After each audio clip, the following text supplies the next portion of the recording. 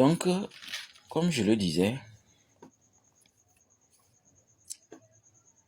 votre destin se nourrit de vos choix.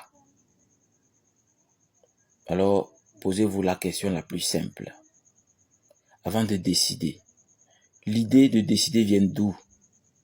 Si l'idée était une boule, un exemple très simple, hein? Imaginez que l'idée était une boule carrée comme ça là. C'est ça l'idée. Et on vous la donne comme ça sur la table. Et vous décidez. Alors, la boule là vient d'où? De quelle dimension? Qui l'a fabriquée? C'est pourquoi vous comprenez qu'il y a une subtilité du monde invisible autour de vous.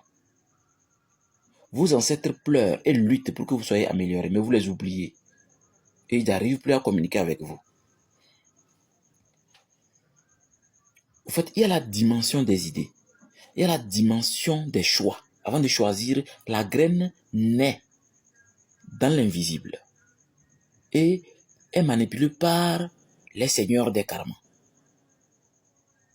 et par les secrétaires de Seth, le dieu Seth, le dieu du jugement et de la mort,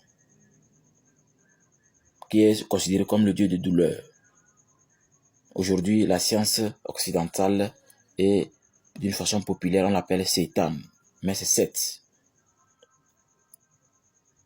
Oui. C'est important vraiment que l'individu prenne conscience que cette dimension est là et ne vous fait pas de cadeau. Si vous refusez de vous maîtriser, eh bien cette dimension va vous maîtriser. Donc faites attention quand vous prenez des choix. Avant de choisir, quand vous choisissez de prendre telle route, quand vous choisissez d'augmenter votre vitesse, vous êtes sûr que vous voulez filer? C'est une question simple, hein?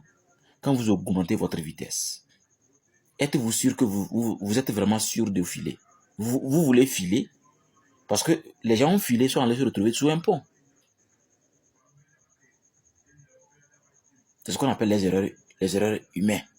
Et ces erreurs issues de l'être humain, des fois sont naturelles par les scientifiques, selon les calculs. Mais la question est, afin que l'individu ne agisse, réagisse ou réponde à la sensation vient d'où? Du monde invisible. Voilà pourquoi ce monde ne doit pas être pris à la légère.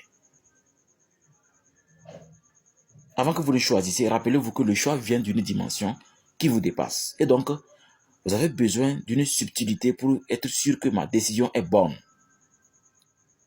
Même s'il faut reporter un choix, reporter le choix pour mieux cogiter. Soit vous faites une consultation spirituelle, soit vous emportez la question dans votre sommeil.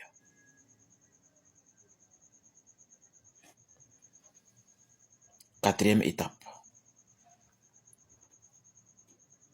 Dans cette quatrième étape, voici la question très simple que vous devez vous poser consciencieusement. Êtes-vous au volant de votre vie spirituelle? Êtes-vous au volant de votre vie spirituelle?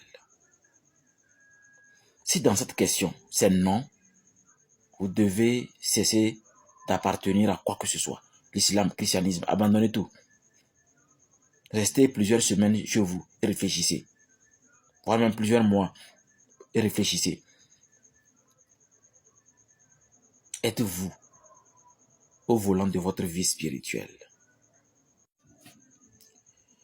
Si vous n'êtes pas au volant de votre vie spirituelle, eh bien,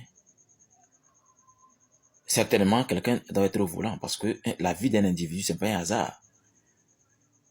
Assurez-vous que un individu n'est pas au volant de votre vie spirituelle. Au cas où vous êtes certain que vous ne l'êtes pas. Il faut vous assurer. Faites des consultations plusieurs fois ou emportez la question dans votre sommeil afin d'être éclairé par les ancêtres, par les dieux. Quand on dit les dieux et déesses, on parle des personnes ailées. C'est-à-dire nos ancêtres qui ont été valeureux et dans le monde invisible nous aident à nous envoler comme un aigle. C'est ce qu'on appelle les dieux et les déesses. Mais aujourd'hui, beaucoup de ces choses sont mitigées. Même dans un sens péjoratif, quand vous dites même déesse, Dieu, les gens préfèrent Dieu unique, comme le Coran a voulu. C'est pas pour rien, ils ont parlé des anges. Les anges n'ont jamais existé. Il n'y a que les personnes ailées. Oui, oui, même dans l'Égypte antique, il y a les 72 divinités ailées. Mais aujourd'hui, on peut utiliser toujours les anges, c'est pas un problème, le terme ange. Mais sachez que en Afrique, un Africain ne doit pas dire ange, mais des divinités, Dieu et déesse, parce que c'est des personnes ailées.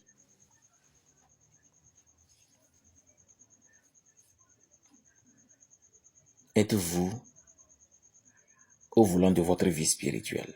Ou bien le monde spirituel vous manipule? Les diables sont là et utilisent votre vie comme un ballon. Ou bien une sorcière ou un sorcier est quelque part et utilise votre vie comme un ballon. Il faut vous questionner. Parce que ne pas être au volant de sa vie spirituelle est dangereux, très très dangereux. C'est pas pour rien, un chauffeur doit avoir un permis. Mais vous remettez les volants de votre vie à un individu qui n'a même pas le permis astral. Oui, il y a le permis astral. On reçoit le permis astral sans appartenir même à une école spirituelle. Vos ancêtres seuls peuvent vous donner le permis astral. Voilà que tout le monde les gens ont abandonné leurs ancêtres. Pensez à être au volant de votre vie spirituelle. C'est impératif. Sinon, en tout cas, celui qui tient le volant, posez-vous la question. S'il décide de prendre l'alcool avant de prendre le volant, qu'est-ce qui va se passer?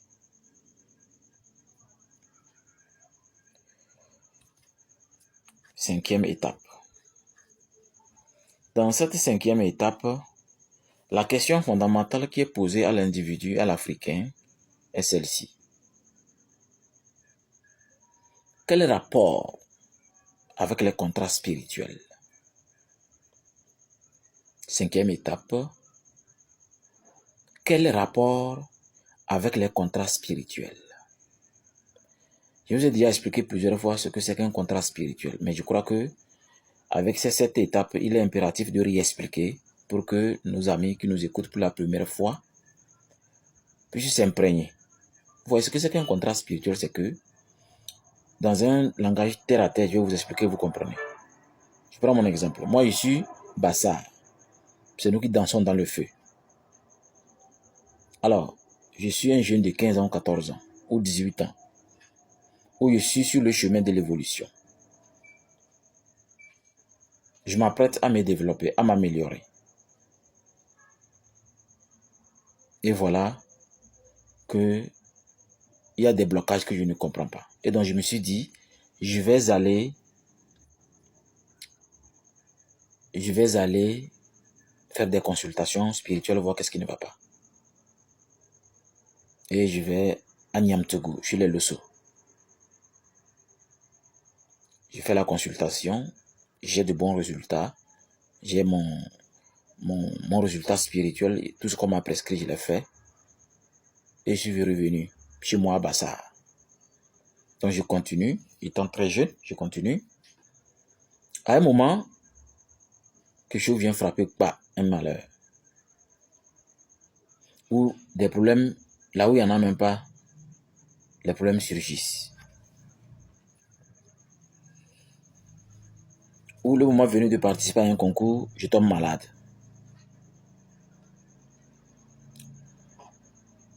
Ou le moment venu d'être équilibré avec ma famille, telle chose revient. Mais quand j'observe attentivement, je me rends compte que c'est parce que les gens ne font pas attention, c'est à une date précise, c'est la même date que je suis allé chez un grand marabout à Niamtougou. Je peux encore résoudre la situation, hein. Je peux retourner résoudre la situation, revenir. Ça va s'équilibrer, mais ça va encore recommencer. Parce que je vous explique, les génies, les entités, les égrégores de ce monsieur ne me connaissent pas. Je ne fais pas partie de l'arbre généalogique de ce monsieur. Donc les entités, tout ce que les entités font là, pour eux, on doit les rembourser.